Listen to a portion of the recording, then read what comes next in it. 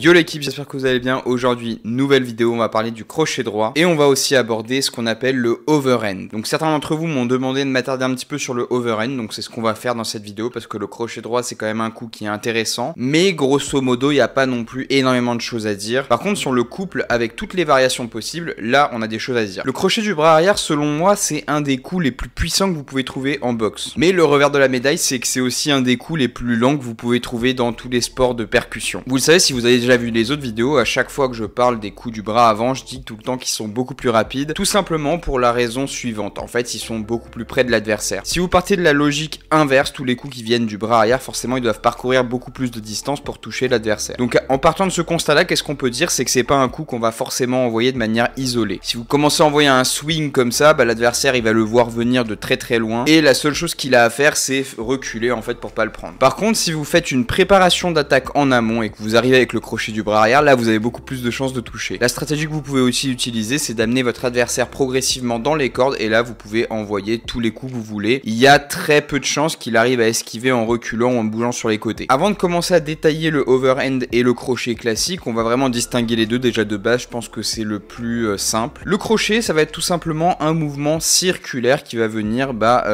percuter l'adversaire sur un côté. Ça va vraiment dessiner un arc de cercle. J'appelle ça simplement un coup qui arrive de manière oblique. Le overhand, quant à lui, ça va être un coup qui va avoir aussi une trajectoire oblique, mais plutôt qui va venir du haut vers le bas. Je pense que la nuance entre les deux, c'est vraiment l'axe sur lequel on travaille. D'un côté, on travaille latéralement, et de l'autre, de manière oblique, mais enfin, il y a quand même une trajectoire qui est descendante. Avant tout, ce qu'on va faire, c'est qu'on va parler de l'exécution du crochet classique. Ensuite, on va détailler vraiment le overhand, qui, à mon sens, est une technique en particulier, qui nécessite quand même certaines informations qui sont supplémentaires. Au niveau du crochet classique, on l'a dit, c'est une trajectoire qui est oblique, ça vient impacter l'adversaire sur le côté. On va utiliser un transfert du poids de corps qui cette fois va être opéré de la jambe arrière vers la jambe avant. Je rappelle que ce transfert du poids de corps va nous permettre vraiment de donner le crochet le plus puissamment possible. Sans transfert, vous allez donner un coup qui a pas d'impact et qui va faire très peu de dégâts. D'ailleurs, c'est la raison pour laquelle vous prenez des boxeurs qui font 50 kg et qui frappent plus fort qu'un mec qui fait 90 kg mais qui a pas de technique. Parce que le boxeur qui fait 50 kg, quand il va donner un coup, il va envoyer les 50 kg de poids de corps. Alors que le mec qui fait 80-90 kg qui va frapper mais qui a pas la technique, il va envoyer peut-être 10-20% de son poids de corps. Au final, il aura utilisé beaucoup moins d'inertie que le mec qui fait 50 kg. Au niveau de l'exécution de ce crochet, ce qu'il va falloir vraiment se mettre en tête, c'est de protéger son épaule. Il y a beaucoup de gens qui passent l'épaule avant et qui mettent leur épaule dans une situation qui est désastreuse. Logiquement, quand vous frappez, votre épaule, elle doit pas subir la tension du coup. Si c'est le cas, ça veut dire que vous êtes beaucoup trop près de l'adversaire ou beaucoup trop près du sac de frappe. Le terme crochet, en fait, ça renvoie vraiment à l'image d'un hameçon. D'ailleurs, c'est la traduction de l'anglais vers le français. Quand on voit un hameçon, en fait, on voit que la forme, elle est comme ça. Et le bras, dans le crochet, doit avoir une forme qui est similaire. Comme quand vous faites la position du biceps, en fait, le crochet, c'est pareil, sauf que c'est sur un angle horizontal. Gardez bien en tête ce moyen mémotechnique parce que ça va vraiment vous permettre d'avoir la forme la plus impeccable possible. N'oubliez pas non plus que dans le meilleur des cas, votre épaule vient protéger votre menton quand vous frappez. C'est vraiment toujours la protection, entre guillemets, du dernier moment. Si vous ratez votre crochet ou quoi que ce soit, vous êtes au moins protégé des contres, ou au moins vous avez un degré de protection qui est un peu plus intéressant que si vous aviez rien. N'oubliez pas non plus que l'énergie est transférée, comme pour le crochet gauche. Si vous ratez votre adversaire, l'énergie va être en suspens dans le vide et il va falloir la ramener. Donc progressivement, si vous ratez, ce que vous devez faire, c'est ramener progressivement votre main vers votre menton. Si vous impactez, vous pouvez vous servir du point d'appui que vous avez créé sur l'adversaire pour revenir dans la même position de garde. Donc ce crochet droit, il est hyper intéressant parce qu'il va nous permettre d'envoyer un coup vraiment extrêmement puissant, mais comme je vous l'ai dit,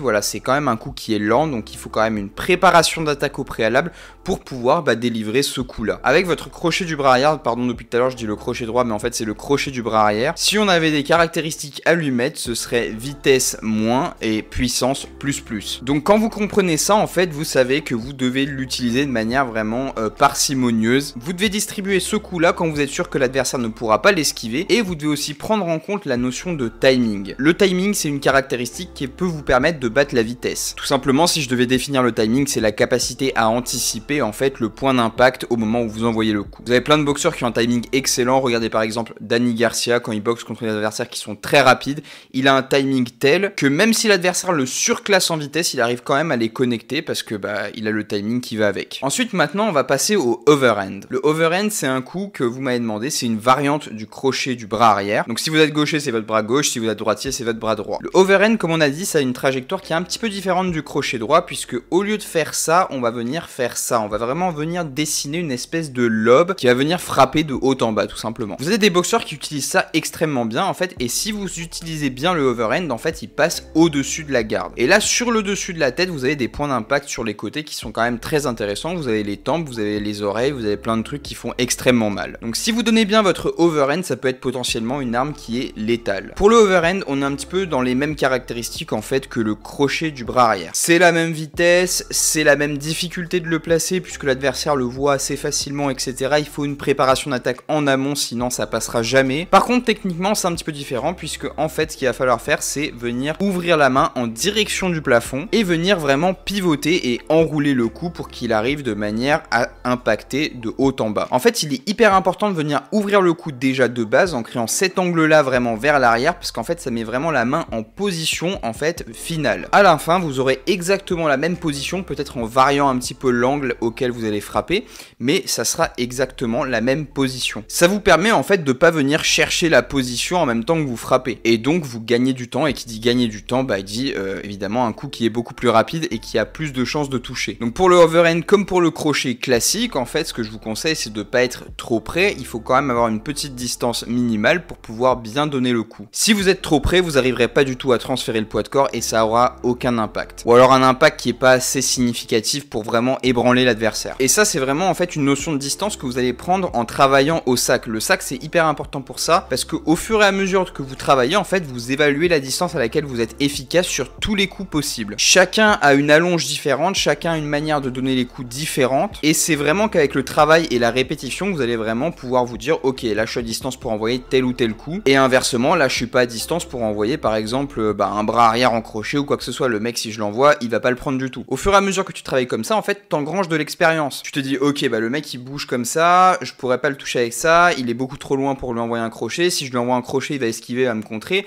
En fait, ça c'est des petits trucs que tu te dis dans ta tête, mais en fait tu te les dis en fait parce que tu le fais quoi. Tu le fais au sac, tu le fais en sparring, t'as raté plusieurs coups comme ça, tu t'es dit ok, c'est la même situation qui se présente et tu sais à peu près quoi faire et quoi pas faire. C'est pour ça que tu vois les débutants qui se font énormément contrer, qui se jettent, etc. parce qu'en fait ils ont pas capitalisé assez d'expérience pour pouvoir savoir en fait à quel moment attaquer, à quel moment pas attaquer, quoi envoyer, comment bouger, etc., etc. Donc moi personnellement, si vous voulez savoir mes techniques, moi pour le overhand et pour le crochet du bras arrière, en fait je l'envoyais jamais de manière isolée. Déjà ça paraît à peu près logique parce que les probabilités de toucher de cette manière là en fait elles sont quasi nulles, je dirais à peu près 5 à 10%. Donc ce que je faisais toujours, c'est que soit j'utilisais une préparation d'attaque, donc le doublé du jab marche très très bien parce que tu gagnes de la distance et après tu peux venir toucher avec la droite. Quand t'es gaucher avec le bras arrière, tu te régales. Si tu touches au foie, franchement tu plies parce que ton bras arrière c'est ton bras puissant, donc dès que tu touches ça fait très mal. Donc idem, petite préparation d'attaque avec par exemple 2-3 jabs histoire de gagner du terrain et te mettre à distance, puis après tu délivres ton crochet du bras arrière, là c'est hyper efficace. Ou alors ce que tu peux faire aussi pour vraiment ouvrir entre guillemets la voie à ton crochet du bras arrière, c'est par exemple tu fais quelques petits directs,